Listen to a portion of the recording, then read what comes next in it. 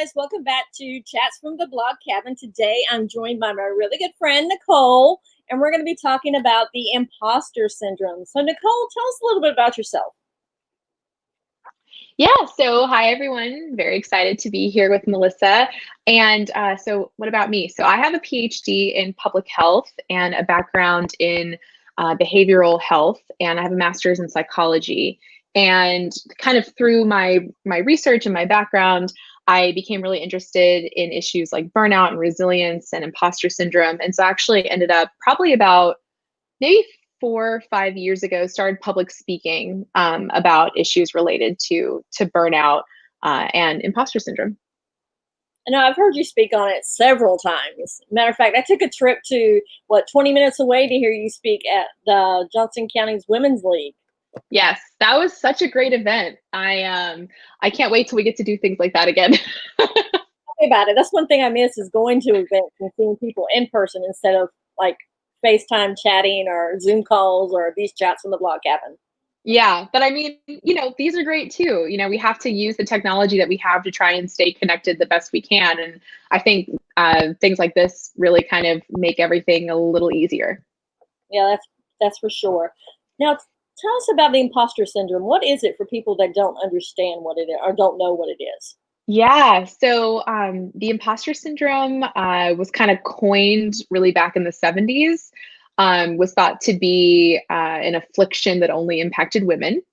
And so it was pretty well established that, you know, women were the only people that suffered from the negative impacts of this. However, we know that's not the case. And really kind of what it boils down to is that it's just like what the name implies. It's a psychological term that refers to a pattern of behavior where people doubt their accomplishments. They think that they will be exposed as a fraud, that they don't deserve the things that they've accomplished in life. Now, I know that you're a doctor, but sometimes you say that sometimes you don't feel like in the beginning, like using that, like you felt like a fraud yourself. So Yeah. It's funny. I think there's been some pretty good research that has shown that about 70% of people in general experience symptoms of imposter syndrome at some point in their life. And it's unfortunately, it's kind of like the plague of high achievers, right? So anybody that's really trying to accomplish something, and that doesn't mean like a doctorate. It could be like trying to or learn a new hobby or pursue a different career. It doesn't necessarily have to mean you're trying to accomplish something big in the way that oftentimes we kind of think it is. And I've definitely felt it. I know that when I finished my doctorate and I went into my postdoctoral fellowship at UNC, I kind of struggled with this. You're still in training technically because you're becoming more niche as an expert. But at the same time, you're still having to be the expert. So like you're student, learning, and expert at the same time. And sometimes, you kind of call into question your own expertise and your own opinions. And, that can be hard. So how can people overcome the imposter syndrome? I know there's some hard steps to take. Am I correct? Yeah. So this is like my favorite part about talking about imposter syndrome is because, we can talk about what it is all day, right? It sucks. We know what it feels like. We know what it feels to have fear of failure, to feel this crippling sense of perfectionism. Like if we're not perfect, we can't achieve something. And even when we do achieve it, we think, oh, well, that was just luck. I got this job because I was lucky. I got this job because of who I know. When really those, whether you believe in luck or not, that's your own thing. But you might have gotten it, partially because of who you know, but you still got it because of your own merit. You still worked to get there. You still got the education and the training, and you put in the effort of redoing your resume and applying for jobs and all of these hoops you have to jump through. So, figuring out what we can do to make ourselves better our defenses against imposter syndrome. That's the stuff I like to talk about. So the first thing is really to, you're not going to do well all the time. So accepting failure is really kind of the first step because in order to achieve, we have to fail. No one achieves 100% of the time. I know recently I just made a transition into a new job back in November, and it was a complete change of industry for me. Oh, sorry, dog barking. A complete change of industry for me. So, but in pursuing that new position, I got rejected from jobs. I mean, I started making an Excel sheet at one point, keeping track of all the jobs I applied for, and then I had to stop because I was starting to become demoralized by the amount of rejection letters I was getting. And the thing is that that didn't mean that there was anything wrong with me, and that didn't mean that I failed. I think that people oftentimes take things like that and really internalize it and make themselves feel like they're just not good enough. And failure, that's how we grow. That's how we change. That's how we understand how to better approach a problem. And it's really, your failures that I think are your greatest opportunities for growth. So that's the first thing.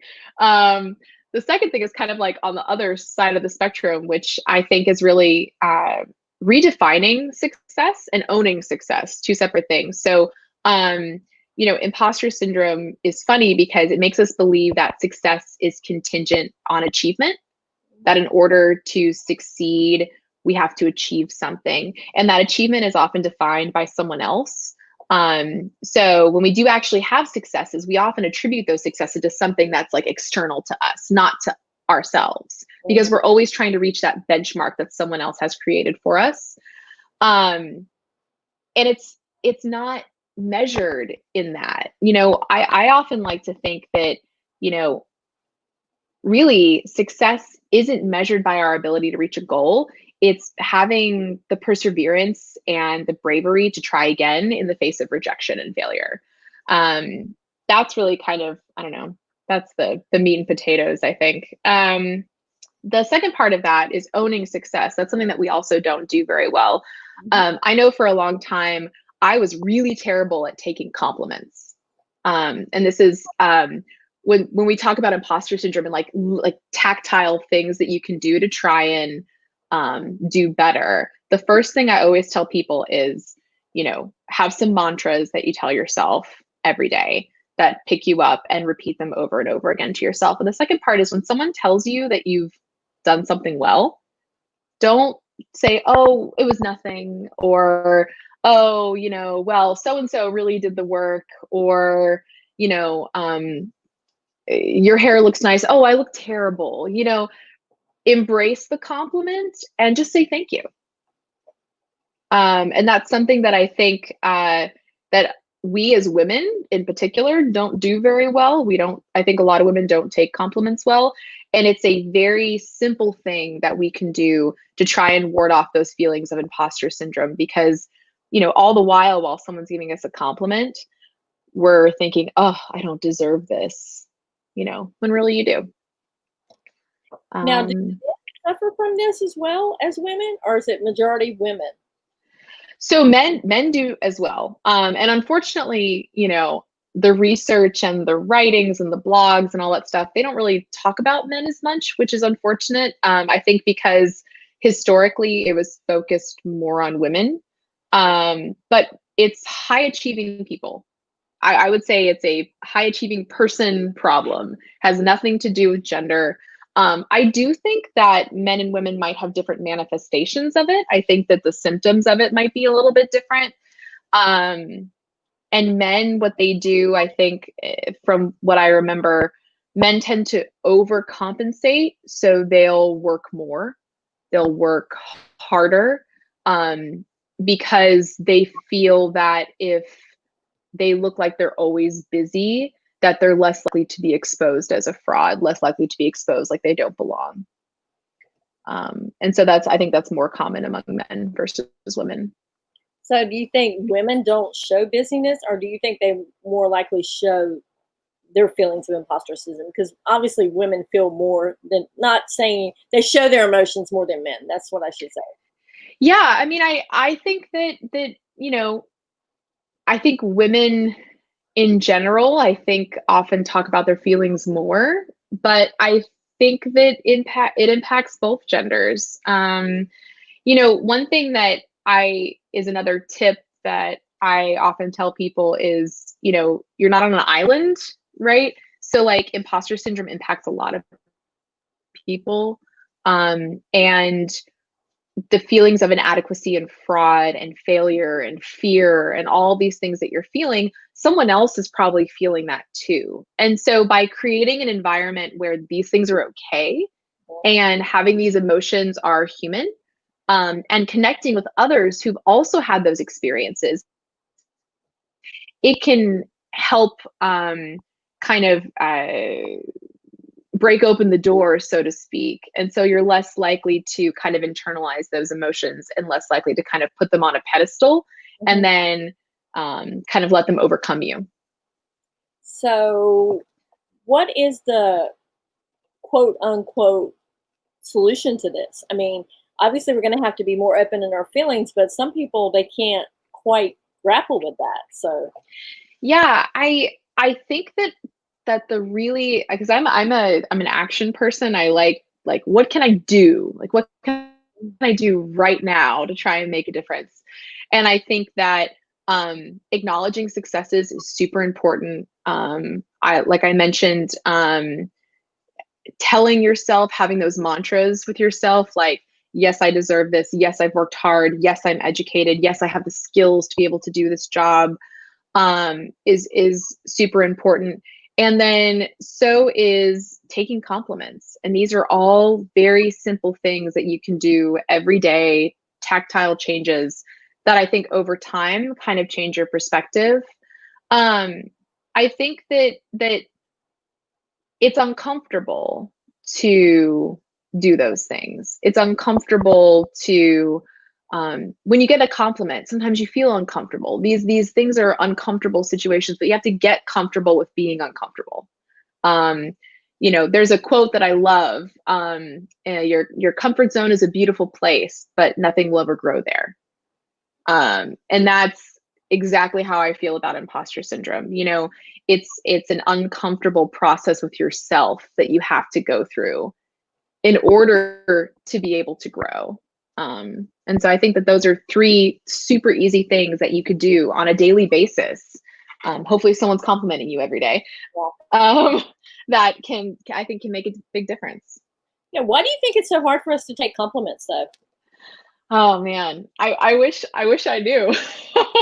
I think that really it comes down to the fact that we think we don't deserve it. And I think maybe sometimes we're afraid of how we'll be seen if we're seen to be like, oh, thank you, and not kind of brush it off like it's no big deal. Maybe we're afraid that we'll be seen as egotistic, but we're not. It's okay to be good at things. It's okay to have a good hair day. It's okay to do a really good job on a report. It's okay to be good at something. I mean, if people weren't good at things, where would we be? Like it's good. It's a good thing.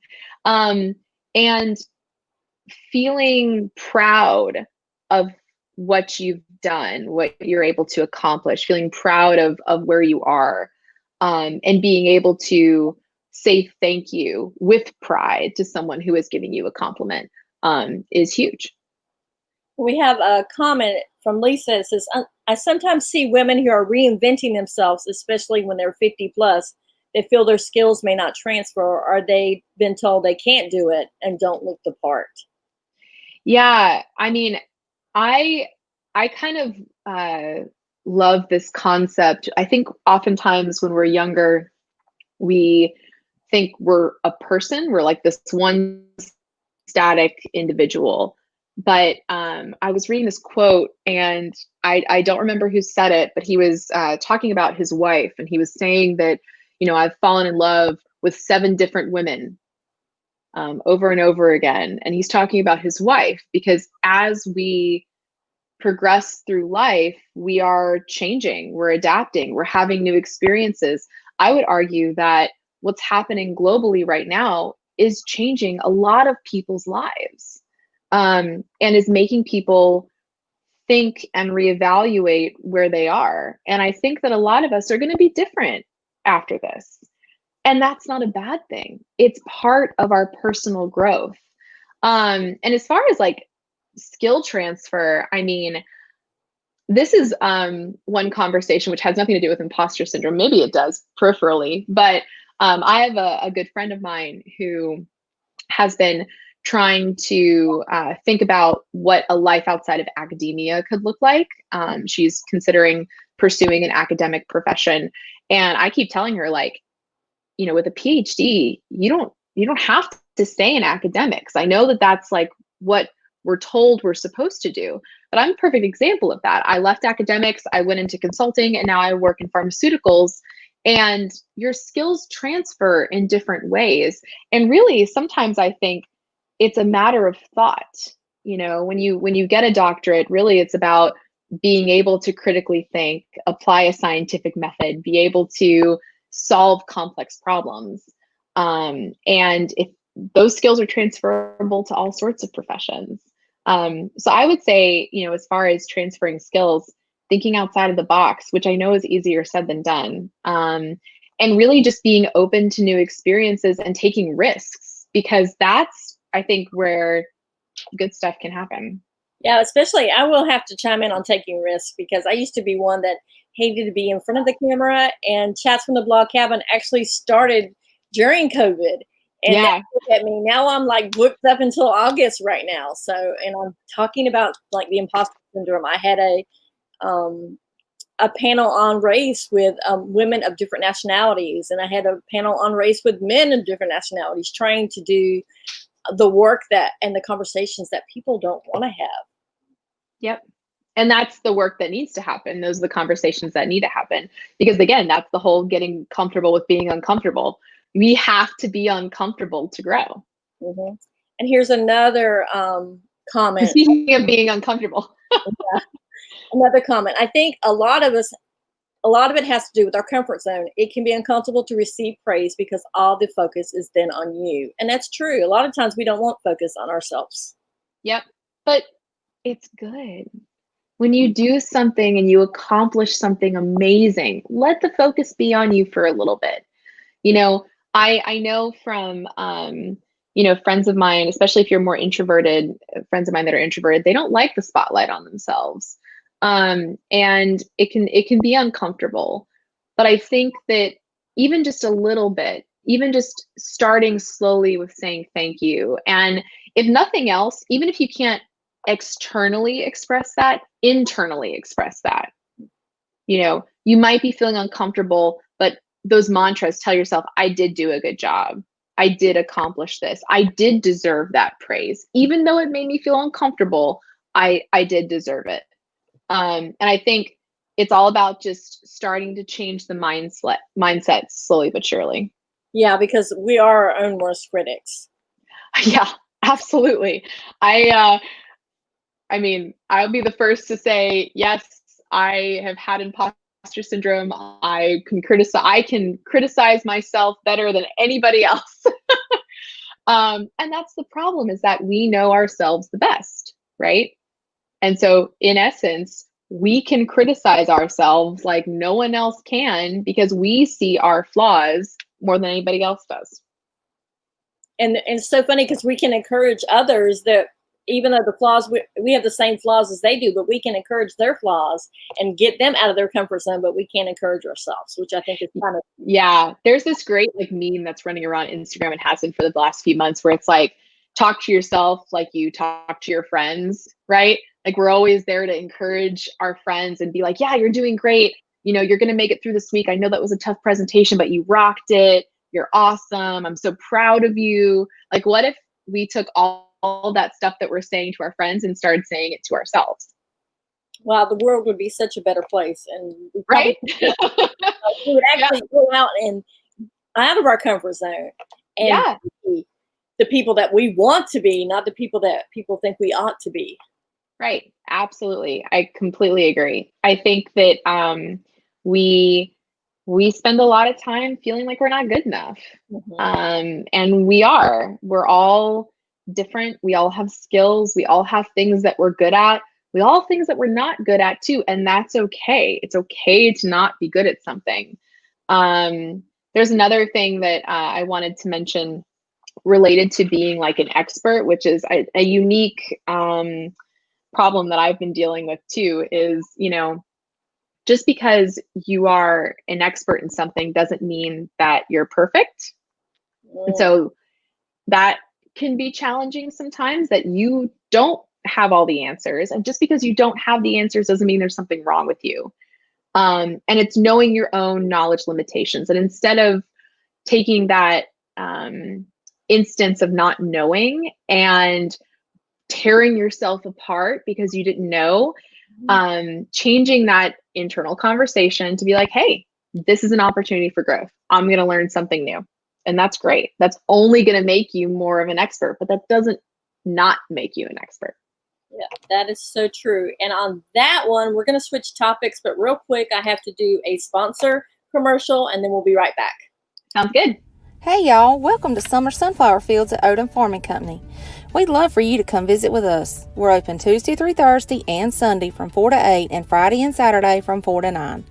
$5 admission includes a visit with the pasture gang, the playground, the beautiful fields, and 3 flowers to carry home.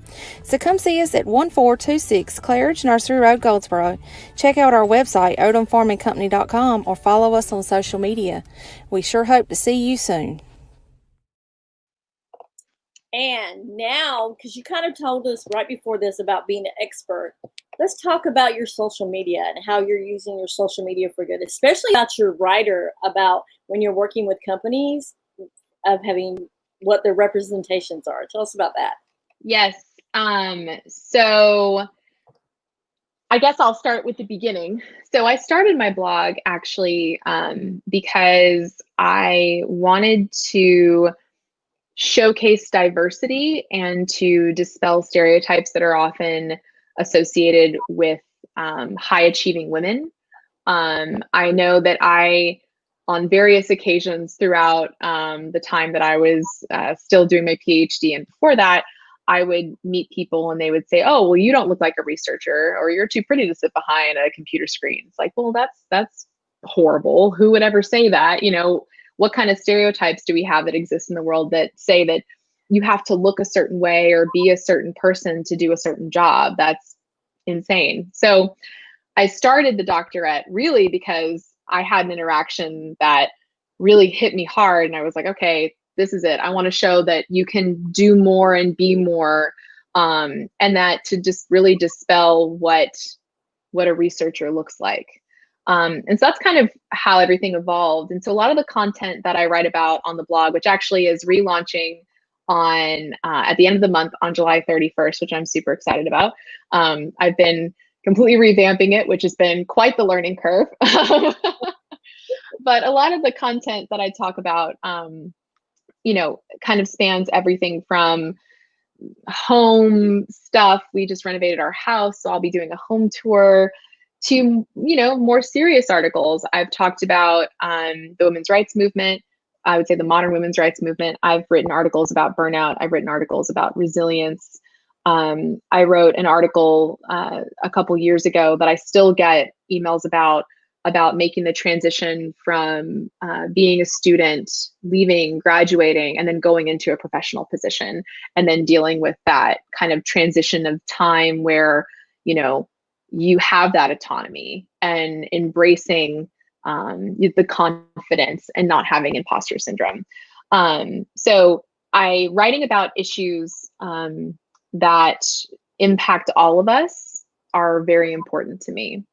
And so naturally, when I would say all of the social justice movement and everything that happened with George Floyd came to light a few months ago, I was very passionate about not only taking time to do the work myself and to learn more about things that happen within the Black community, but also to use my platform as a way to be an advocate for people of color.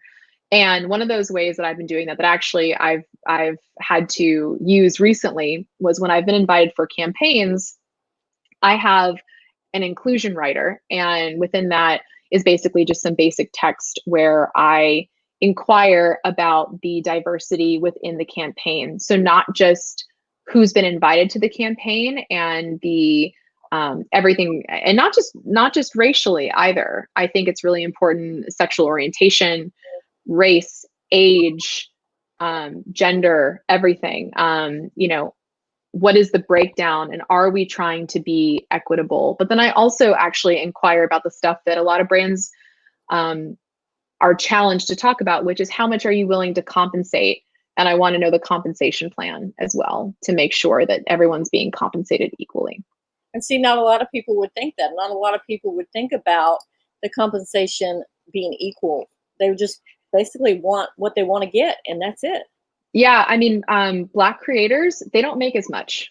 And it's I feel like it's, I feel a responsibility as a white creator to stand up for equality, to take it upon myself to say, hey, if you're not going to show proof that you're going to be paying people equally, then I don't want to participate, because in the end of the day, if you're not treating me the same as you would treat someone else, I don't want to be part of it. And see, I think a lot of people, that's where they stop when it comes to the dollar value.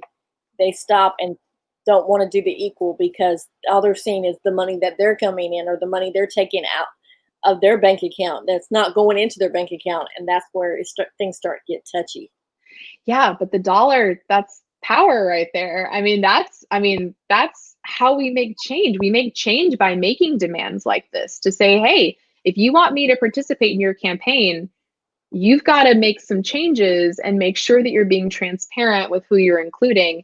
And if more people do this, that's how we're going to create change. That is true. Now, have you got a response back from the writer that you sent? I did, and they sent back a very detailed plan and breakdown for, I would call it their inclusion statement, and I was very impressed. So that's a win. Hey, it's a win. Yes. And so hopefully it'll be more interactions like that. I'm hopeful that every time I send that out, which I send that out with any request that I get from a brand that I am interested in working with, I will send that out to them automatically, because those are the conversations. It's unfortunate that I am just now doing those conversations. I was having those conversations maybe starting about 2 months ago.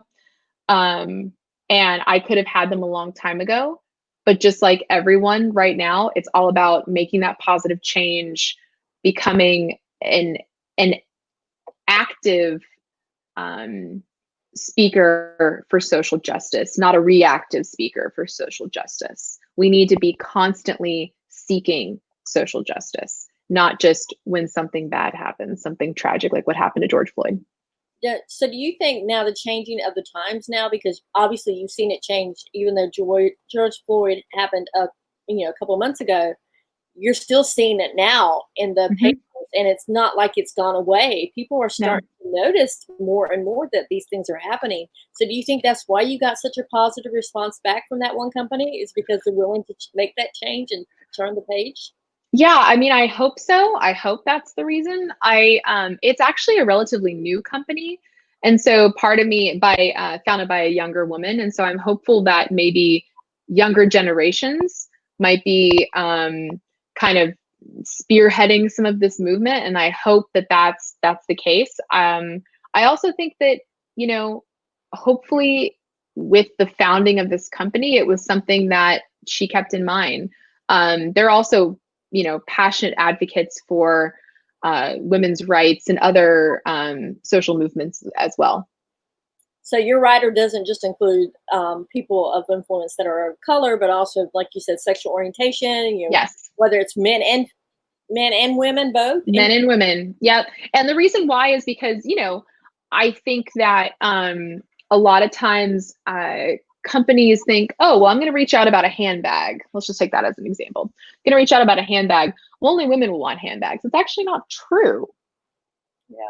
And so I think that really diversifying your thought process and doing the work of finding creators who are not the low-hanging fruit, if you will, like really expanding your knowledge base of who might be a good representation for your brand, is what we need companies to do. And that's, it's just good business. You want good advocates for your product, and you want it to reach a diverse group of people, right? This seems like a pretty easy thing, right? So how do we do that? We do that by doing the work of finding creators who are good representations for our brand, who are diverse and show the diversity of that brand. That's true. I don't know about you, but I know there's plenty of times that I've gotten that little form email. They want to work with you and they forget to take out the other person's name they sent the email to, and leave it in there, or leave the other person's blog. And I'm like, really? Did you even research my site? Did you even look? And that impresses me about a company, is when they look at your site and they can come back and tell you, I like the specific article, or I like the tone of your voice, or something like that. I would say that, 90% of the inquiries I get, I turn them down. And I mean, it's a large percentage, because I either don't feel that the company is representative of my brand, or because my interactions with the brand were not positive. And so it becomes a very select pool of people. But I think that that's a good thing. I think that the influencer game is a little strange, because I think that some people, they just have this kind of wide net, right? And my goal has always been to have a small net, and I have very specific goals in mind for the doctorate, which is why I'm doing this blog relaunch. And I want any promotions or collaborations that I do to be reflective of that. And it's reflective of your own personal views as well. So yes. It's not like it's something unnatural for you to come out and say you're for women's right, or you're for justice, social injustice, against social injustice, and you want Black Lives to matter, just like you want, sexual orientation to not, you know what I'm saying, for companies. And people that know you know that's what you stand for anyways. Yes. I last year I was a huge advocate for pro-choice, and did a huge spread on my social media related to that, which got a lot of backlash from some folks. But the thing is, as far as I'm concerned, my platform is my platform. It's supposed to be a representation of me and my views and ideologies. And if you don't stand up for something when you have, people that are within your social network, why are you even doing it in the first place? Why influence if you're not going to be influencing for good, the greater good, the good that really matters, right? Not the dollar, right? That's not what matters. Yeah. I had one person, a fellow influencer, tell me I couldn't write I read about, feeling kind of depressed. And, I wanted other people to know that there are other women out there and men out there that feel the same thing. And she's like, well, you can't write about that stuff. It's on the internet. You can't write about it. I'm like, yes, you can. It's my platform. I can write about what I want to write. Yeah, you can. Yeah. I mean, I have an article coming out when the blog relaunches. Where I had someone tell me towards the beginning of quarantine, where they said, oh, it was a meme that I read. I read this meme that said that they felt bad for newly married couples because they're aging in dog years through quarantine. Mm-hmm. And I got a chuckle, right? It made me chuckle. But then I thought, I actually don't really necessarily agree with that. I think if anything, it has aged us per se, but I think in like the most positive way possible, where I feel like we've been forced to really have conversations when something arises, because it's not like you're, oh, well, I got to go to this event, right? I have to leave to go do something else, right? It's like, okay, well, we had a disagreement. We got to deal with it right, right here and now, because where else are you going to go? Exactly. There's nowhere else to go. And so I think that this experience has really helped us grow in so many positive ways. And it's funny because when I kind of put that as a perspective out on social media in response to this meme that I saw, it got kind of like some negative comments back, and I was really surprised, because I think that that's the viewpoint I would like to have. And so I decided, well, I'm going to write an article about that. When something's unpopular, that's when you know it's something good. I love that. When something's unpopular, that's when you know it's something good. I love that.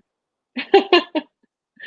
But yeah, I mean, I think that that if to me, and I know that through all of this too, I've unfollowed a lot of people. I've definitely narrowed my social media scope and who I'm following, because if you weren't standing up for social justice before, and you're still not standing up for social justice, I have a problem with that.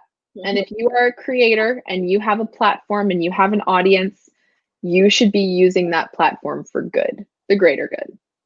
Yep, that is so true. And I mean, I've actually lost some respect for some influencers because they have gone on like nothing's even happened in this country.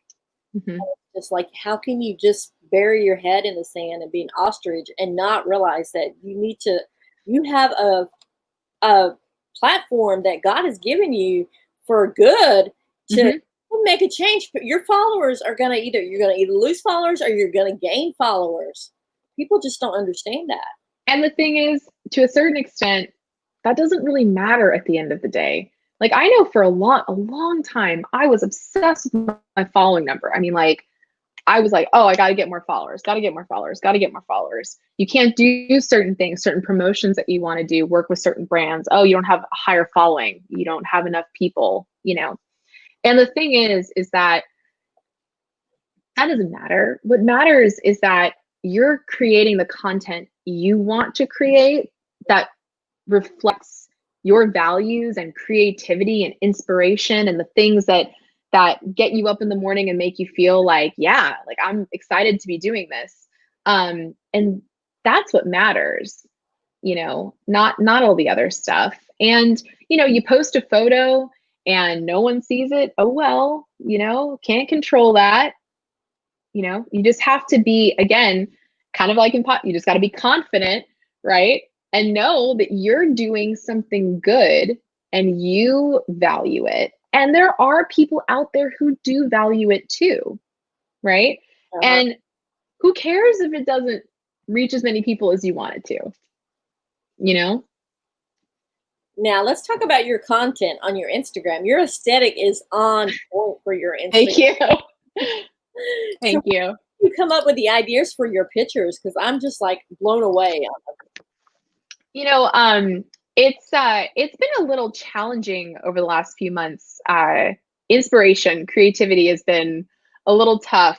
And so I kind of find myself in these kind of like bursts of creativity. And so a lot of times what I'll do when I feel something like I want to do something and I feel the inspiration for it, I'll actually write things down. Sometimes I'll sketch them, actually. So for example, that photo that you have right there in the garden, I actually sketched that out. I was like, okay, this is the angle I want. And I kind of like figured out the time of day. And then I had my husband come out and take that photo. I set everything up. I told him the angle that I wanted, took maybe 10 minutes, snapped it, and we were good.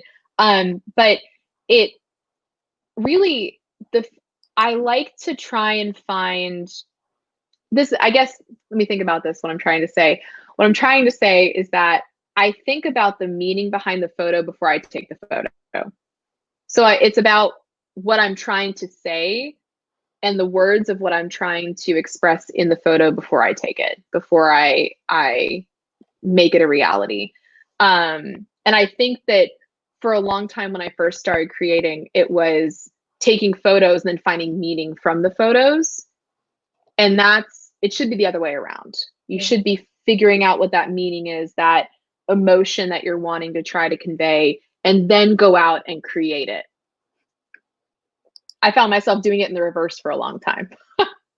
And I think that making that switch has really changed how I create, and in my opinion, for the better. I look at what I've done over the last year and feel very proud of it. Yeah, because I've been following you for a while, because we met actually on a trip with fellow bloggers to Fayetteville. That's the first time we met each other. Which was such a great trip. That was such a great trip. You know, only if we could go on trips again. I mean, really. I know. That was so much fun. But I've seen your style change and your aesthetics change. And, you know, I followed you before, but now, you know, I was really like, wow, you know, her pictures are amazing. And the fact that your husband's taking those pictures, I'm like, wow. Yeah, he takes them. And then I have my friend Jessica, who's from 3 Region NC. It's her Instagram name. And she's was our wedding photographer also, and one of my closest friends. And so she comes and takes photos as well. So between the two of them, those are my 2 photographers. Although I did just get a tripod, so I'm going to try and see if I can do some on my own, but we'll see what happens. Hey, you're going to tag me on any picture that you post of your own, because I want to see, because I know the detail in the eye is going to be there anyway, so I want to see how they turn out. Yep. I like taking photos. It's just very hard to take a photo of yourself. So we'll see. I'm gonna give it a try. I have an idea that I've been wanting to execute for a while, and I tried to do it last week, and my tripod broke, so I had to buy a new one. Basically, the whole top just like busted off. So, of course, right? When you want to do something, that's when everything ends up breaking. That is totally true, you know. And of course, I had a little like mini meltdown. I was like, "Gosh, I had this creative vision, and now I can't do it." And then I was like, "Ah, can't get upset about that." So, got a new tripod, stronger. Hopefully, it'll withstand the test of time. Now, tell everybody where they can find you. Yes. So on Instagram, at the Doctorette, I added it right here. I'm actually glad I did that. I didn't know how that tagline would show up. That's nice. I like that. So on Instagram at the Doctorette, thedoctorette.com will be relaunching on July 31st. Super excited about it. There's going to be a lot of content that's new. So including like a home tour, some before and afters from our house, which I know my community has been very distressed that I haven't posted. So we're very excited about that. We had Jessica came in and actually photographed the house a couple months ago. So I've been building out all that content. And then also some photos of our garden. We're going to do some gardening stuff. A lot of interest in how we kind of approach our garden design and all of that. So all that's going to be up on the new doctorette.com. And otherwise, you can always email me at hello@thedoctorette.com. If you have any questions or just want to connect, you can always DM me on Instagram. If neither of those, none of that's your option. I also have a Facebook page. You can find me on Facebook if that's more of your preferred method of communication. And I do a lot of inspiration on Pinterest. So I'm super active on Pinterest. I think I've got like 200,000 views. I'm super, super active on Pinterest. And a lot of inspiration for our home and other things I put on there. So all of those boards are available. If you're a pinner and that's your thing, you can check that out as well. Actually, I'm so excited for the home, because I was there when you were talking about you were going to sign the papers that following Tuesday from when I saw you speak in Johnston County. So I'm excited about it. I've been following along going, okay, when is she gonna do everything? We, our major renovations we finished before we moved in, but then it became the tiny things, all the little stuff that we did slowly over time. We just got our new stove. So that was like kind of the finishing touch in the kitchen. That was the last thing. So now that's in there, which is super exciting because we actually have a stove that cooks appropriately now. before, I would try to bake and, the whole thing's uneven. It's only hot on one side and you know how it goes. So we're super excited to show it to everybody. And then we also just redid our guest room. So that's another project that we did ourselves. Now, are you going to be writing the post about the little animals all around you? Yeah, I mean, so Loki's running around here somewhere. I don't know where he is. Nathan's probably trying to wrangle him in so he doesn't bark too much. But yeah, he's gosh, I mean, Loki is kind of our inspiration for everything. I actually joke about that in some of the home posts. We always have this joke, or my husband does, that everything in the house either matches Loki or matches some shade of nail polish that I was wearing at the time when we made the renovations. So for example, our kitchen is this really beautiful green color, which is almost exactly the same color as my car. And he noticed that. And then he noticed when we were renovating the paint in our dining room, we were in there and they had just finished all the paint, and he looked down at my fingernails and he was like, "That's the same color as the wall." I was like, "No, it's not the same color." You like something, you want to have it all over the place. I mean, right. True. It's true. Green is kind of my default. It's like, what color? Green. Green is the color. Now, also, came with your house too, right? Am I correct? Oh, yes. Tortilla. Yes. Tortilla. Yes. She is a very, very old turtle who lives in our backyard. Yes. And you guys have kind of made her your own, right? Yeah. She, she roams around back there. We don't see her too often. Every now and again, but she loves the raspberry bushes in our backyard. Oh. Who wouldn't love raspberry bushes in their backyard? I mean, come on. Ours are getting ready for round 2. They just they finished their first round, and they're actually coming back a little earlier than I'm looking out the window as we talk. They're coming back a little earlier than I expected them to. So we're going to have some more raspberries soon. We also have thornless blackberries out there. We have black raspberries, fig tree, plums, lots of stuff. The house, the garden already there? Did you guys plant? So the raspberry bushes, the fig tree, one of the fig trees, all the berries, they were already there. We have a pomegranate as well, which has some pomegranates growing right now. And those were already there. One of the things that really drew us to this house, because you'll see in the before and afters, this was quite the strange interior. We had to do a lot of creative thinking when it came to the redesign of this house. In fact, this office used to be, I guess, kind of where I'm sitting right now, used to be a hallway. And there was a bathroom behind me, and kind of this strange setup. So we knocked all this down. We moved a bathroom. We put this wall up right here. And on the other side of this wall is actually our master bathroom. Oh, so in doing all of that, what really sold us was the yard. The yard was beautiful. We are on 0.35 acres and 5 minutes from downtown Durham. So we're super close. And whoever lived here before really loved to garden. They loved being outside. They planted some beautiful fruits and, these things that would take years for us to cultivate on our own. And we're huge gardeners too. So out there we have, a huge cutting garden for flowers. We've got all kinds of fruits and vegetables growing right now, which unfortunately aren't. We've got a cucumber that's giving me a lot of stuff, but I'm ready for the tomatoes. So I think everybody's ready for the tomatoes. I think people have relationships with tomatoes. I know we have a lot of tomato plants, and I'm ready for tomatoes. All we're getting right now are the little cherry tomatoes. Those are ripening up, but the big ones haven't come in yet. So we're waiting patiently, or impatiently, I guess. Well, Nicole, before we wrap up, is there anything else that you want to share with us? Oh my gosh. I guess, related to imposter syndrome, that really, again, if you are feeling inadequate, you're not alone. All of us feel inadequate at some point. And at the end of the day, we all do the best that we can. And that should hopefully make you feel good about yourself at the end of the day.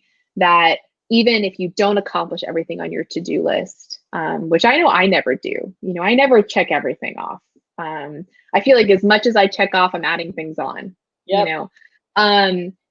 That doesn't mean that you aren't worthy, and that doesn't mean that you haven't accomplished something, and that doesn't mean that you don't deserve the accomplishments and the recognition of accomplishing something.